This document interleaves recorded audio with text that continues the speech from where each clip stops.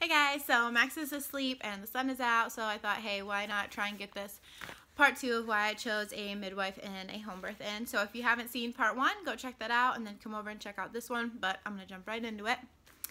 I was surprised when my GPS winded through a neighborhood and landed me at a house but 5 minutes from my own. Is this even legit? I thought. Well, at least there's a sign out front, I assured myself. My mother knocked on the door with anticipation. When it opened, a woman with wavy gray hair, porcelain skin, and a body made for cuddles stood in the doorway. "Hello there, I'm Carrie," she said with a smile. Then we were led around the corner and down the stairs. Oh boy. When we got to the bottom, there was a small office where an assistant named Carol greeted us. At the other end of the hall was a large room with a pink 1960s style couch and an old armchair. Next to that, a lamp and a small side table that held her iPad. On the wall, a shelf full of books for moms and a basket full of toys for older siblings. The back of the room was split with a short wall and contained a queen bed on one side and the other every woman's dream tub. Both great options for moms who wanted an out-of-the-hospital setting but not necessarily in their own home. She also had a section that looked like your typical doctor's office with gloves, a stethoscope, and a blood pressure kit, and so on. Last but not least, the kitchen/lab hybrid kind of looking room. When we sat down, of course, our first questions were all about the safety of home births. What happens if something goes wrong? Now, come to find out, she actually had 10 years of experience working in hospitals and 3 years of experience doing these home births. So she wasn't new to this whole game. She hadn't always been doing home births or always been in the hospital, obviously. So she had a very long and well-rounded knowledge of just birth in general and pregnancy in general. And then she also had a long list of criteria that I would have to meet, and otherwise she had the right to refuse service to me. So that was kind of crazy because you don't really think of, I don't know, as it being that serious, I guess, because home births are supposed to be all like, oh yeah, let's just be natural and like a hippie type whatever. And no, it turns out they actually take it very seriously. And if you are someone who has had complications in the past, then depending on your facility, that might just make you out already in the first place. Or if there's been a history in your family, whatever, they get to decide and they get to set the limits on what they're comfortable with. And then at 36 weeks, they also do another, well, I should say, my facility did another risk assessment just to make sure at 36 weeks that we're still going to do the home birth and everything is set to go. And she did assure me that if I was giving birth at home and something was going wrong, that we could always call EMS and that they are never like snarky and like, oh, you tried to have a home birth and it didn't work out and you need us now, and that nothing of the such had ever happened. So that actually made me feel really good, because sometimes I feel like a situation like that would make you feel like a failure if you couldn't do it at home and then you needed to call somebody in to help and you would feel embarrassed. And she just assured me that that's not something that happened. So that made me feel really good. And then she gave me a hand on a few different things that I really like. I'll have to show you guys that. But basically said that the fewer interventions, the fewer problem, which I totally agree with. And for me personally, the idea of being in a hospital setting was really scary for me, because I guess just like growing up and stuff, like we weren't in doctors' offices or sick or things a whole lot. So that whole atmosphere was new to me. But in general, healthy women should have no problem having babies at home with limited intervention. So, of course, our second question was about the financial side of it. Like, okay, how much is this going to cost? And we actually found out that she had really competitive prices, which is kind of weird because I would have thought for how much one-on-one care you get that it would be more.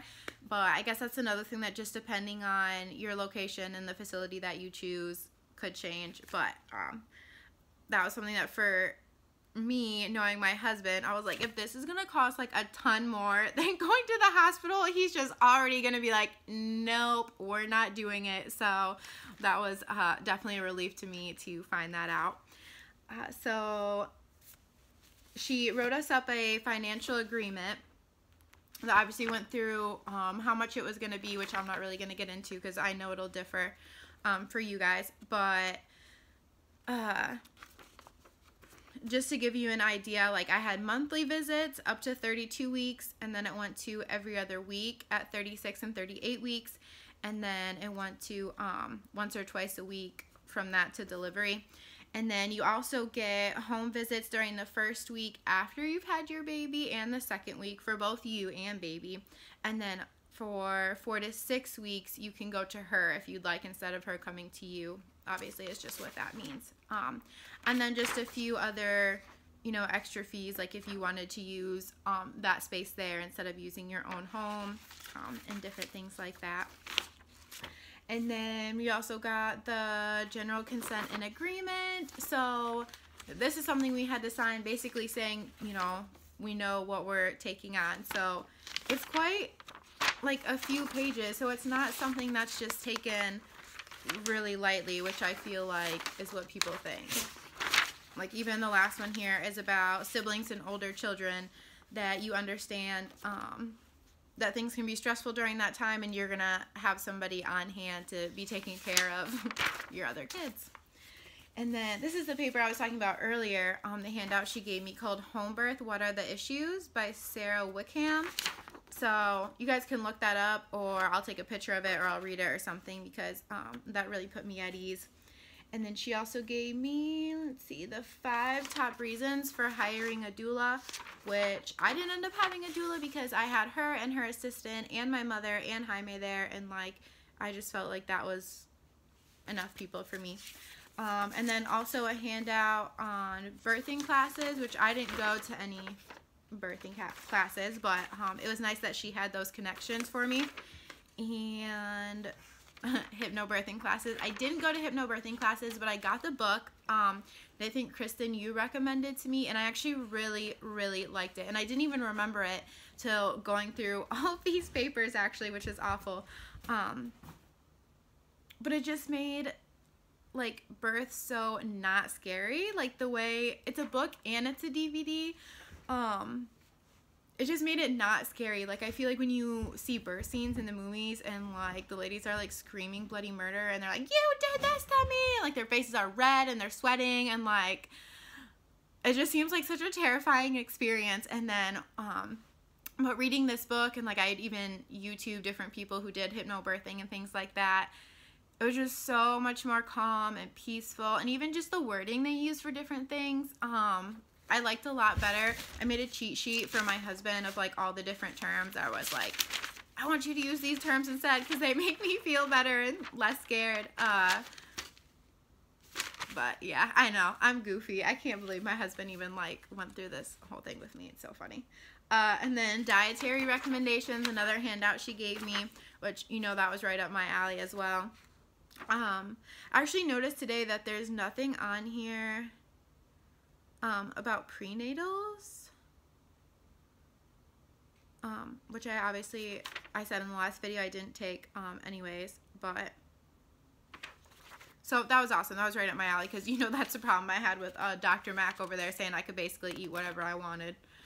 And then home birth supply list, so just everything that you're going to need for during, and then everything you're going to want for after, and it's a lot of stuff that you already have at home. So like trash bags and towels, washcloths, receiving blankets, straws, thermometer, paper towel, garbage bags, mixing bowl.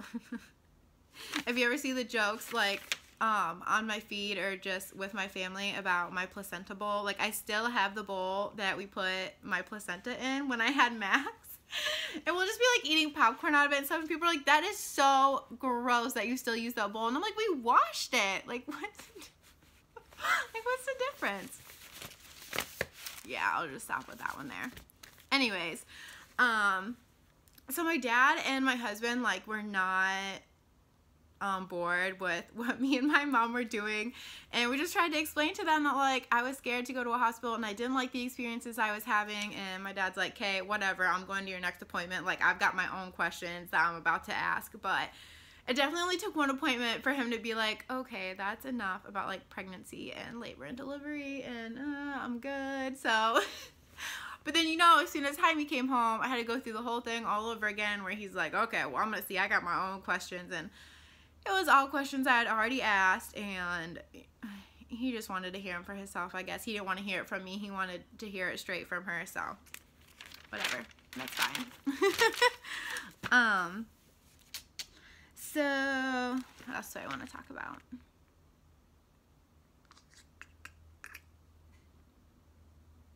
Oh, I only had one ultrasound. So I had one in the beginning, obviously, like when I first found out I was pregnant and I was going to the clinic. I actually have it right here. It was in all my baby stuff. And then my other one was when I went to find out, you know, if it was a boy or a girl, and just make sure, you know, had 10 fingers and 10 toes, figure out what it will be. I have that one in there too, but y'all don't want to see that. Anyways, and then I had to do like your typical glucose test, but with her, let's see, I've got that here too, actually. The 1 hour glucose test.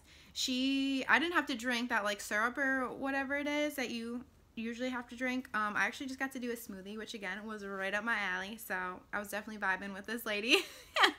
So I did option number 2, like I said, was the smoothie, which was 8 ounces of whole milk plain yogurt, 1 banana, 1 cup of frozen strawberries, 8 ounces of orange juice, and 2 tablespoons of honey.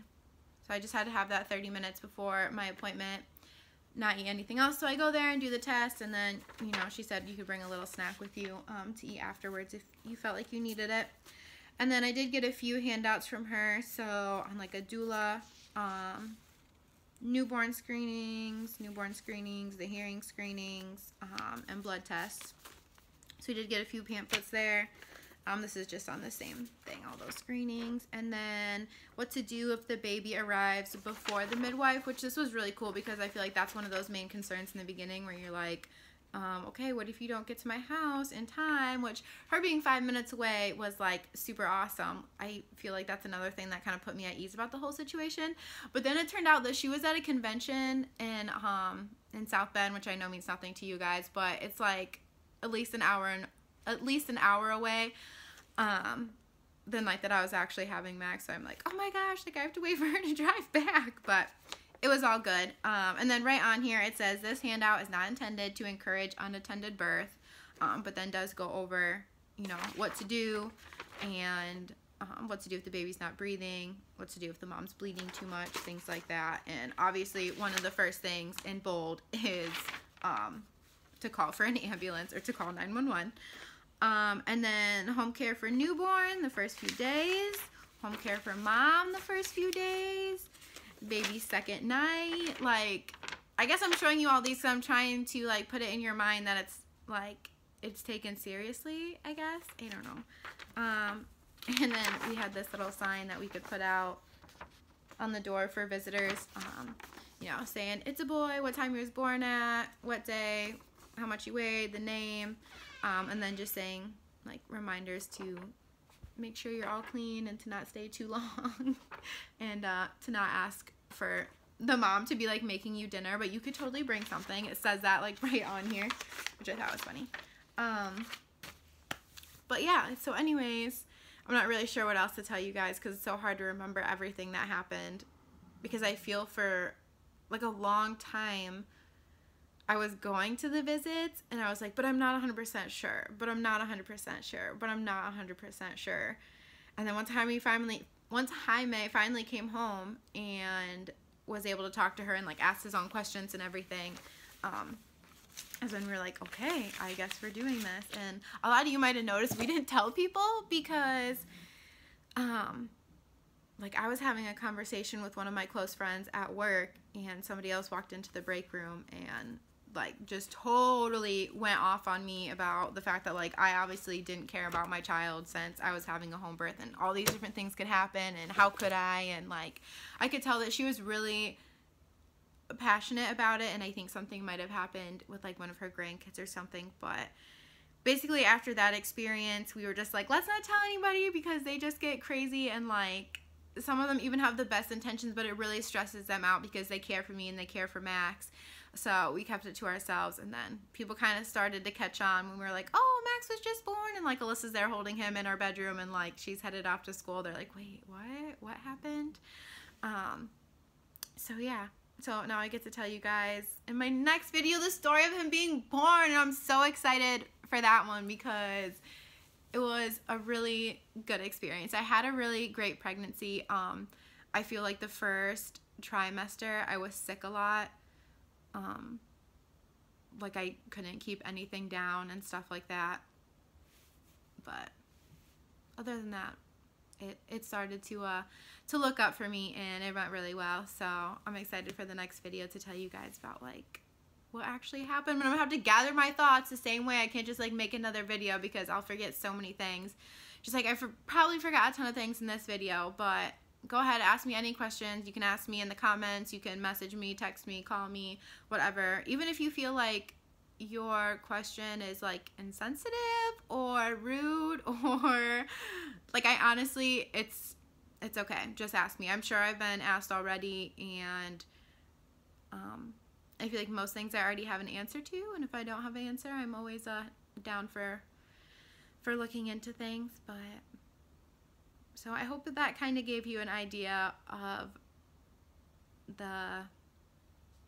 I don't know what the word I'm looking for. I guess I'm just trying to get out there that it's not just some hippie type thing. Everything's taken very seriously, and there's very strict criteria for whether or not you can do a home birth, but it's criteria that most of us women do meet. We just have to be confident in ourselves. And alright guys, so I'm kind of just starting to ramble now, but anyways, if you have any questions for me, please feel free to ask. Don't be shy. I'm really excited to make the next video about my actual birth experience and show you guys where in the house Max was born. Do you guys have any guesses? Oh my gosh, guess where he was born. Some of you probably know though. If you know, don't guess. But if you don't know, guess where he was born in the house. I think that's a fun game. We're gonna do that, okay. I wonder if the next video I should make Jaime be in it. Should I wait till Jaime gets home? Maybe. Yeah, he'd probably hate me. He'd be like, over here like, all shy the whole time. Oh my gosh, I love him.